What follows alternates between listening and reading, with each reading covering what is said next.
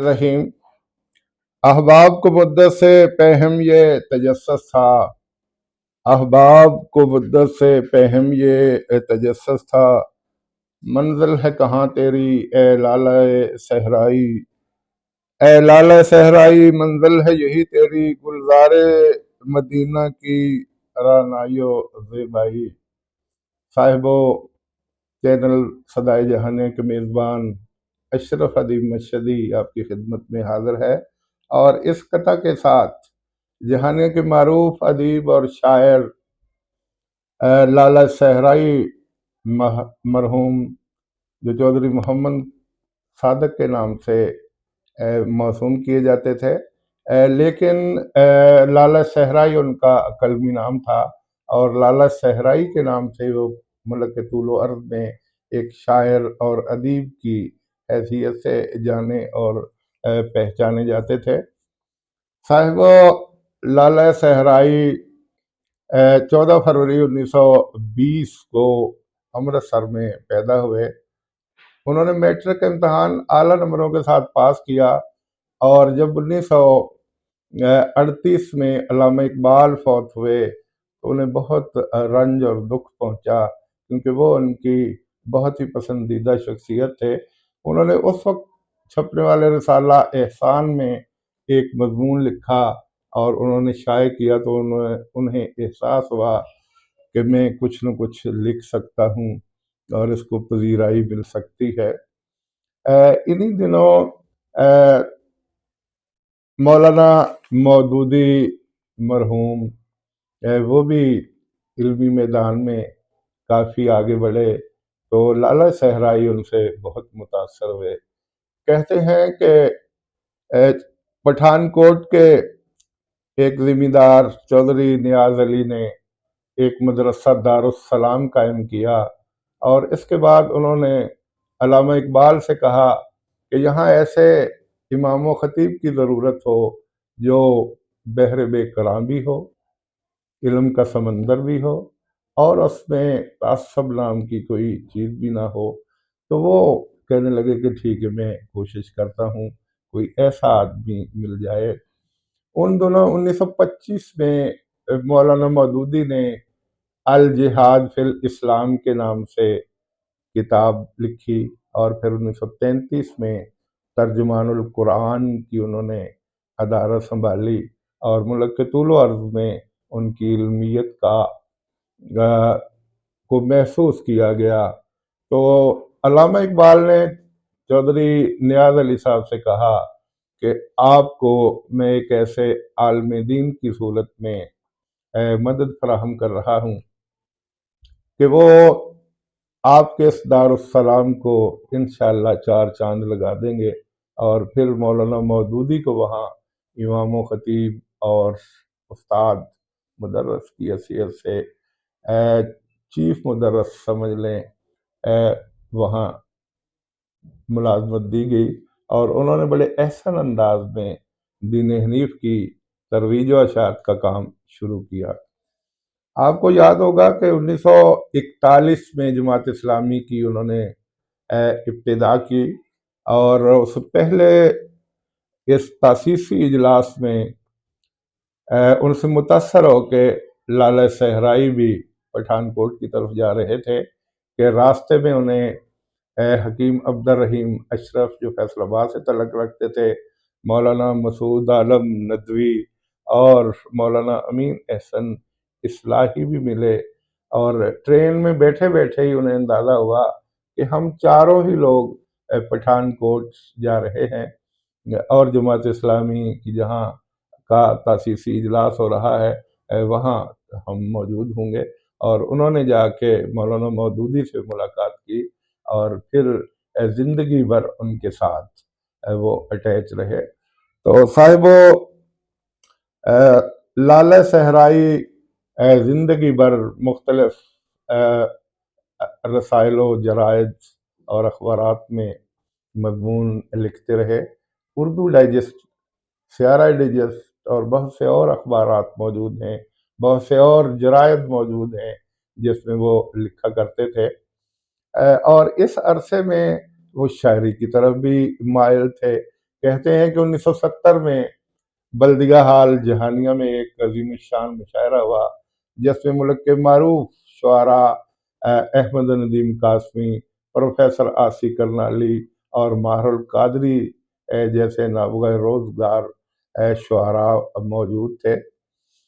زندگی بھر لالہ صحرائی کا تعلق حفیظ طائب مرحوم سے رہا، جو خود نعت کے بہت بڑے شاعر تھے، اور ان کی صحبتوں سے مولانا کے لالہ صحرائی رحمت اللہ علیہ کے ذہن میں بھی آیا کہ میں بھی نعت کہوں، اور کہتے ہیں کہ 1986 میں انہوں نے روضہ رسول پہ کھڑے ہو کے دعا کی کہ یا اللہ مجھے نعت کہنے کی توفیق عطا کر دے۔ وہ وہاں سے واپس آ گئے، اور ان کے بیٹے ڈاکٹر جاوید صادق وہ جدہ میں میڈیکل پریکٹس کر رہے تھے اور سرکاری ڈیوٹی بھی سر انجام دے رہے تھے۔ انہوں نے اپنی پہلی نعت لکھی تو وہ بذریعہ ڈاک اپنے بیٹے جاوید صادق کو بھیجی۔ خدا کا کرنا کہ وہ ڈاک بھٹک کر مدینہ گئی، اور مدینہ سے پھر وہ واپس ان کے پاس آئی۔ تو لالہ صحرائی کہا کرتے تھے کہ میرا گمان ہے، میرا خیال ہے کہ اللہ نے وہ نعت پسند کرتے ہوئے اس ہستی کے شہر سے چکر لگوا کے میرے بیٹے کے پاس بھیجی، اور مجھے اس سے اندازہ ہوتا ہے کہ اللہ تعالیٰ بھی بہت خوش ہوئے ہوں گے کہ انہوں نے میرے حبیب حضرت محمد صلی اللہ علیہ وآلہ وسلم کے بارے میں نعتیں کہیں۔ اور اس کے بعد پھر نعتوں کا ایسا سلسلہ شروع ہوا کہ انہوں نے کل ان کے 18 مجموعے ہیں، جن میں سے غالباً 16 یا 15 مجموعے ایسے ہیں جو نعتیہ مجموعے ہیں، اور اس اعتبار سے ان کو ملک بھر میں بڑی پذیرائی ملی۔ اور 1999 میں صدر رفیق تارڑ کے جسٹس محمد رفیق تارڑ کے ہاتھوں انہیں صدارتی ایوارڈ بھی ملا، اور یہ ان کی محنت اور عظمت کا منہ بولتا ثبوت ہے۔ پھر ان کی جو کتب تھیں ان سے بہت سے لوگوں نے فائدہ حاصل کیا، اور اس پر پھر ریسرچ اسکالروں نے مقالے بھی قلم بند کیے، جن کی کچھ تفصیل یوں ہے کہ فوزیہ رانی نے لالہ صحرائی کی نثر نگاری پر اپنا ایم فل کا مقالہ ترتیب دیا۔ صدیر احمد نے لالہ صحرائی کی نعتیہ شاعری پر مقالہ تحریر کیا، اور عبد الجمال ناصر نے غزوات نگاری کے حوالے سے یا اس ٹاپک پہ اپنا مقالہ مکمل کیا۔ پھر سید فرخ اظہر نے لالہ صحرائی کی ترجمہ نگاری پر ایم فل اور پی ایچ ڈی کے مقالے مکمل کیے۔ تو صاحبو اس حساب سے آپ دیکھا جائے تو لالہ صحرائی نے علم و ادب کی دنیا میں بہت نام کمایا، نعتیہ شاعری ہو، ویسے نثر نگاری ہو، تو انہوں نے ملک کے طول و عرض میں اپنے ہونے کا احساس ضرور دلایا، اور جہانیہ کے جو چند بڑے تخلیقار تھے ان میں ان کا شمار ہوتا ہے۔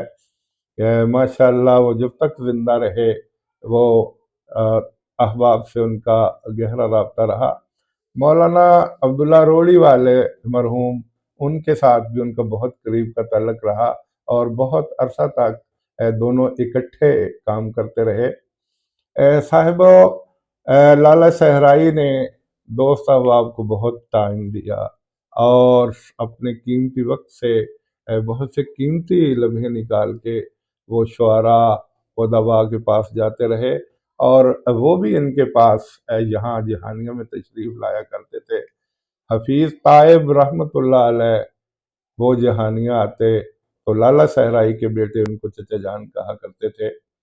لالہ صحرائی 2002 میں ابھی بہت سا کام ان کا باقی تھا، بہت کچھ کرنا چاہتے تھے، اور اسی تخلیقی سلسلے میں وہ ملتان گئے تھے اور وہیں ہارٹ اٹیک ہوا اور وہ فوت ہو گئے۔ صاحب لالہ صحرائی مرحوم کے 4 بیٹے ہیں۔ سب سے بڑے ڈاکٹر نوید صادق ہیں جو مشہور آئی سرجن ہیں۔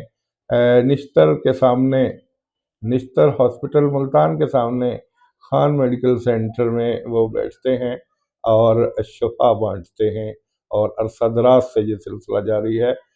پھر ان کے دوسرے بیٹے ڈاکٹر جاوید صادق، وہ لاہور میں مقیم ہیں، وہ جنرل فزیشین ہیں۔ پھر ان کے بعد سہیل صحرائی ہیں جو بلدیہ ہال کے قریب اتفاق بیکری کے سامنے ڈائمنڈ فوم کی ایجنسی لے کے بیٹھے ہیں۔ اور چوتھے عقیل صحرائی ہیں جو اپنے ذاتی کاروبار سے وابستہ ہیں۔ صاحب ڈگری کالج جہانیہ کے معروف پروفیسر زبیر احمد صاحب لالہ صحرائی کے بھتیجے بھی ہیں اور داماد بھی ہیں۔ لالہ صحرائی کے ایک اور داماد حافظ عبد الوحید مرحوم، جن کا 2020 میں انتقال ہو گیا، وہ ملتان میں ڈاکٹر نوید صادق صاحب کے ساتھ اٹیچ تھے اور وہاں ان کی ہیلپ کیے کرتے تھے۔ اینکوں کا شعبہ، خرید و فروخت اور میڈیکل سٹور والا شعبہ ان کے پاس تھا، اور وہ بیچارے اچانک ہارٹ اٹیک سے وفات پا گئے۔ انا للہ و انا الیہ راجعون۔ میرے پاس سی ٹی کے کلاس فیلو تھے اور ہم ملتان میں ٹیچرز ٹریننگ کالج رنگیل پور میں 1 سال تک اکٹھے پڑھتے رہے۔ جب وہ اچانک ان کا انتقال ہوا تو نماز جنازہ میں نے دیکھا کہ وہ ابھی تر و تازہ تھے بیچارے، مجھ سے بہت چھوٹے تھے، لیکن وہ اللہ کو پیارے ہو گئے۔